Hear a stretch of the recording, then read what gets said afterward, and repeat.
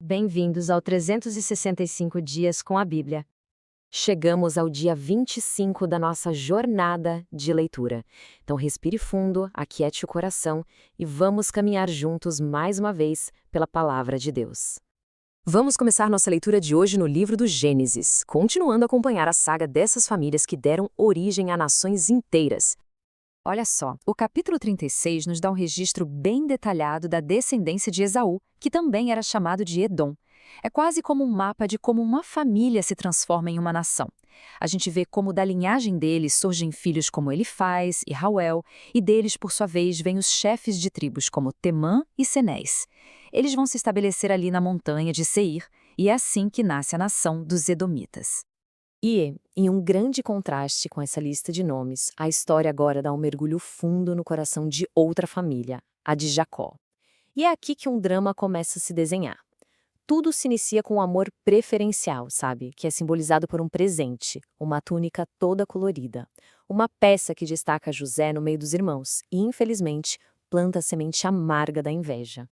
E essa tensão toda explode com os sonhos de José.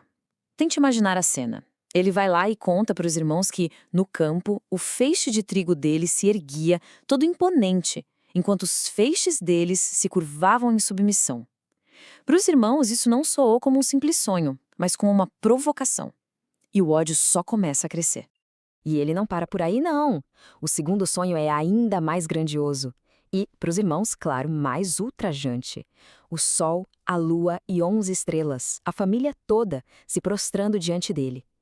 A inveja se torna insuportável, e até o pai, que o repreende, fica com aquelas imagens guardadas no coração, talvez pressentindo algo maior por trás de tudo aquilo. A inveja, então, finalmente transborda e vira ação. Aquele ódio inicial queria sangue, mas a proposta de Judá parece mais pragmática. Não sujar as próprias mãos com o sangue do irmão, mas, ainda assim, se livrar dele.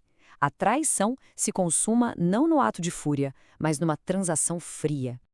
E é assim que o destino de José é selado. Por 20 moedas de prata, ele é vendido a mercadores que o levam para o Egito. 20 moedas. Esse foi o preço que os próprios irmãos colocaram na vida dele, reduzindo tudo a uma negociação fria e calculista. E para completar a crueldade, eles usam justamente o símbolo do amor do pai, a túnica, para forjar a morte do filho. Eles a mergulham no sangue de um animal e mandam para Jacó. A dor que a gente lê nas palavras dele é visceral, sabe?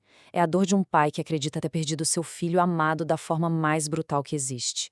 Um luto que vai durar anos e anos. Depois de mergulhar nesse drama tão humano, de inveja, de traição, a palavra nos convida a erguer os olhos. A gente deixa essa terra manchada de mentiras e sobe ao Monte Santo do Senhor, guiados pelo Salmo 24. O salmista nos faz a pergunta essencial, uma pergunta que ecoa com muito mais força depois da história que acabamos de ouvir. Afinal, quem pode estar na presença de Deus? O que é realmente necessário para isso? E a resposta é um chamado à integridade total, mãos limpas de más ações, um coração puro em suas intenções, uma alma que não se vende à vaidade, às coisas vazias, e lábios que não mentem para enganar. É a descrição do exato oposto da atitude dos irmãos de José, não é mesmo? Serve como uma verdadeira bússola para a nossa vida. O salmo, então, vai se elevando e se torna um grande hino de aclamação. É como se os portões eternos do céu fossem convocados a se abrir para receber o seu soberano. E no meio de toda essa majestade, uma pergunta reverente ecoa: quem é este Rei da Glória? E a resposta ressoa com todo o poder e toda a certeza. É o Senhor dos Exércitos, o Senhor forte, poderoso, vitorioso. É Ele, o Rei da Glória. Mas o que significa, na prática, servir a este Rei da Glória? No Evangelho de Mateus, Jesus nos revela, com imagens simples mas muito profundas, o valor incalculável de pertencer ao seu reino. Jesus nos conta duas pequenas histórias. A de um tesouro, que foi encontrado quase que por acaso, e a de uma pérola, que foi buscada com intenção. Mas a reação de quem os encontra é a mesma, uma alegria tão imensa, tão avassaladora, que vender tudo que se tem não é um sacrifício. É, na verdade, a decisão mais lógica e feliz do mundo. Assim é o reino, um valor que redefine todos os outros. Logo em seguida, a parábola da rede nos lembra que pertencer a este reino implica uma escolha e, claro, uma consequência. A rede pega todo tipo de peixe, mas no final haverá uma separação.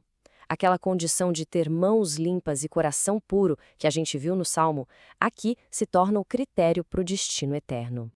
E que ironia! Jesus, que é a própria encarnação do reino, o tesouro escondido em Nazaré, não é reconhecido. As pessoas da sua cidade que o viram crescer simplesmente não conseguem enxergar o valor infinito que está bem ali diante delas. E ele constata essa verdade dolorosa. Um profeta não tem honra em sua própria casa. Depois da leitura da palavra, ouvimos agora o Catecismo da Igreja Católica como uma síntese da nossa fé. Os parágrafos de hoje nos revelam algo central, a identidade daquele a quem chamamos de Deus. Isso é transformador.